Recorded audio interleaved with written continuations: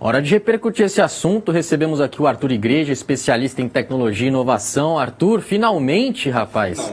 Finalmente nos conhecendo pessoalmente. Pois é. Então você não é uma inteligência artificial. Não. E nós existimos, a gente agora tem essa certeza. E não é um holograma, né? Exatamente. Então, o AI de Arthur Igreja não é de AI, né? Então, Verdade. muito bom estar aqui.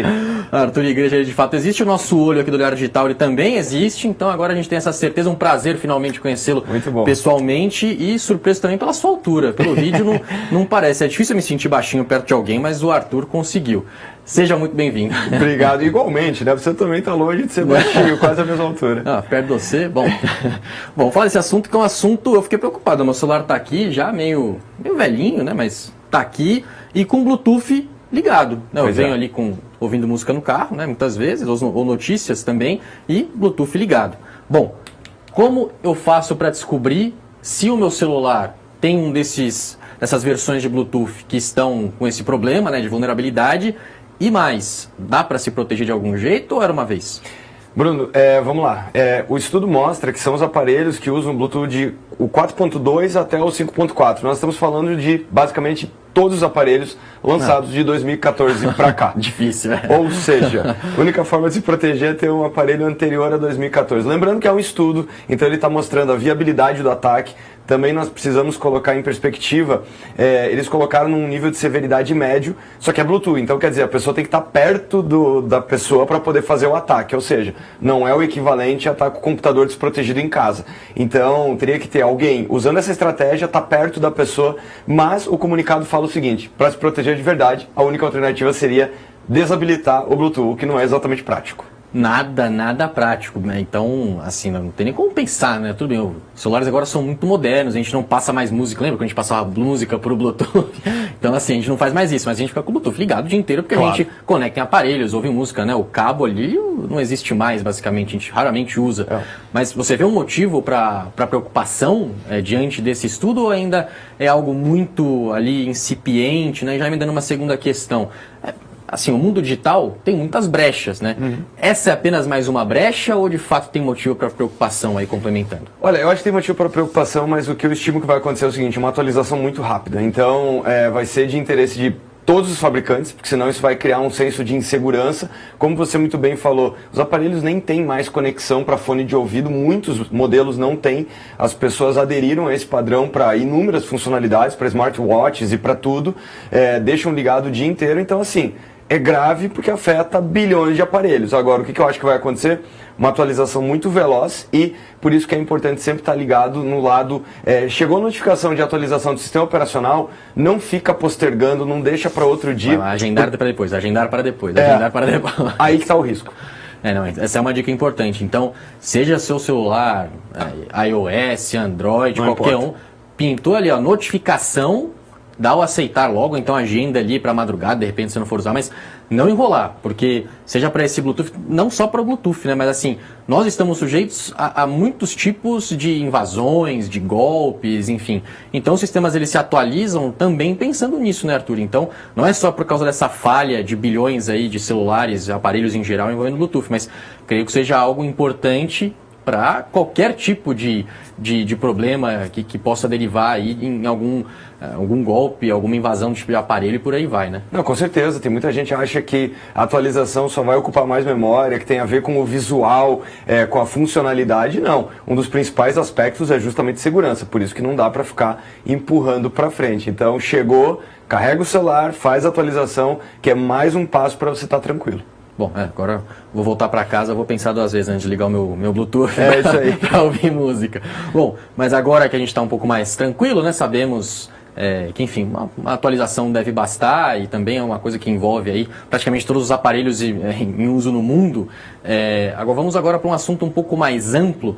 A gente fez uma série de retrospectivas aqui no Olhar Digital, em razão do fim do ano, para fazer um balanço de vários setores, né, envolvendo a tecnologia neste ano de 2023, e a cibersegurança é um desses assuntos. Inclusive daqui a pouco a gente coloca a nossa matéria especial que foi ao ar hoje. Em 2023, Arthur, a gente teve um avanço muito importante nas inteligências artificiais. E, como já diria o poeta, com grandes poderes vem grandes responsabilidades, né? Então a gente tem uma tecnologia muito avançada em mãos, pode ser usada para o bem, como pode não ser usada para o bem. Então, em termos de cibersegurança, como fica a proteção online? A inteligência artificial, ela é uma boa notícia, porque a gente pode se proteger mais? Ou é uma má notícia, porque os criminosos vão poder ter artimanhas ainda melhores? Acho que as duas coisas. As duas coisas, porque tecnologia é sempre ferramental, né? Então essa ferramenta está na mão de quem quer atacar e quem quer defender. Acho que vale a pena separar em dois grandes grupos aqui. Quando nós falamos de cibersegurança, nós temos esses ataques que miram principalmente grandes corporações, grandes empresas. Então o que acontece é que a IA ajuda os atacantes, os hackers, a identificar empresas que não estão protegidas. Então, nesse aspecto, ela é ruim. Do outro lado, nós temos muita IA sendo usada pelas empresas de cibersegurança para identificar o quê? O chamado tráfego anômalo, que é o quê? Não é alguém tentando invadir o sistema de uma empresa. Então, os softwares de detecção de ataque, de proteção, eles estão ficando poderosíssimos com IA. Ou seja, é muita inteligência artificial sendo usada para atacar, mas também para proteger. Mas eu te diria que o grande destaque que nós temos que ter atenção é o seguinte: a maior parte dos ataques acontece com a famosa engenharia social. O que é? É aquela história de levar o ser humano a fazer alguma coisa, enganar essa pessoa. E aí a IA tem um papel gigante naquela história de deepfakes, criação de vídeos falsos, utilização da fala das pessoas, do padrão de voz. Se qualquer pessoa pegar a nossa transmissão de hoje, vai ter material suficiente para fraudar a nossa voz.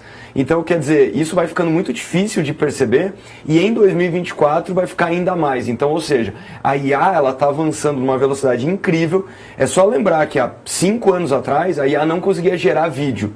Há 3 anos atrás os vídeos eram esquisitos. E agora eles começam a ficar bons. É a mesma coisa que aconteceu com as imagens. Nesse ano, em 23, o que nós vimos? As pessoas se confundindo com imagens criadas por IA com fotografias. O casaco do Papa até hoje. Exatamente. Então isso vai acontecer com vídeo nos próximos 2 anos. Ou seja, a IA ela vai ser usada para gerar conteúdo que vai levar as pessoas a caírem em golpe. Então isso vai ser super preocupante. Eleições chegando, ano que vem eleições municipais no Brasil. E nos Estados Unidos. E nos Estados Unidos presidenciais, enfim. Então vai ser um estudo de caso. Com certeza. E com a inteligência artificial, né, os cybercriminosos estão ali com estratégias muito mais bem arquitetadas. Você imagina que a gente deve ter aí um boom de proteção de cibersegurança em empresas, também para usuários comuns, eu, você, todo mundo aqui no estúdio, para se proteger mais? Né, porque hoje, atualmente, a gente fala em cibersegurança, todo mundo tem ali um antivírus instalado, né, o básico. Mas, pensando no usuário comum e pensando nas empresas, você acha que esse setor de cibersegurança, economicamente falando, deve ter um boom e também procura até por mais mercado de trabalho, mais pessoas ingressando, movimentando mais a economia, movimentando mais o nosso mercado? Isso já está acontecendo, né? Então, dentro do setor de tecnologia, que já é um setor superaquecido, é um dos segmentos com a maior busca, com os melhores salários, com o maior crescimento. O Brasil tem grandes empresas de cibersegurança. Então, o que acontece é o seguinte, nós temos que lembrar que a economia em geral vai ficando cada vez mais digital. Tudo acontece mais no âmbito digital. E aí o que acontece? Os ataques, diferente de um assalto, que o assaltante ele tem que ir até aquele lugar para fazer o assalto, os assaltantes digitais podem fazer isso em escala global. Então eles vão procurar empresas que elas podem estar no Brasil, podem estar na Inglaterra, na China, e se ela tiver uma falha, eles vão atacar. Ou seja, as empresas vão ter que colocar como prioridade número 1 a cibersegurança, porque o paralelo que eu sempre faço é o seguinte: não tem empresa que ela não tem um mínimo de segurança, não tem um muro, não tem um alarme, uma câmera. Só que muitas empresas no reino digital, que é onde está o principal ativo dela, mais e mais, elas estão muito desprotegidas. Elas acham que é papo para empresa grande, para empresa que já passou por ataque. E aí a consequência é desastrosa. Então é um mercado que com certeza vai continuar crescendo muito, e a IA tem esse papel central, porque daí o que acontece? Vai ficando mais difícil para o ser humano perceber conteúdo falso, os golpes vão ficando mais refinados, traduzindo, espaço para quem consegue proteger e bloquear isso. Perfeito. Bom, Arthur Igreja, especialista em tecnologia e inovação, foi um prazer tê-lo aqui com a gente nesta noite. Obrigado, finalmente nos conhecendo pessoalmente. Volte sempre. Obrigado mesmo pela sua participação. E combinado. Seja sempre muito bem-vindo aqui ao nosso estúdio. Valeu, obrigado, hein? Obrigado. E te convido a acompanhar aqui a nossa sequência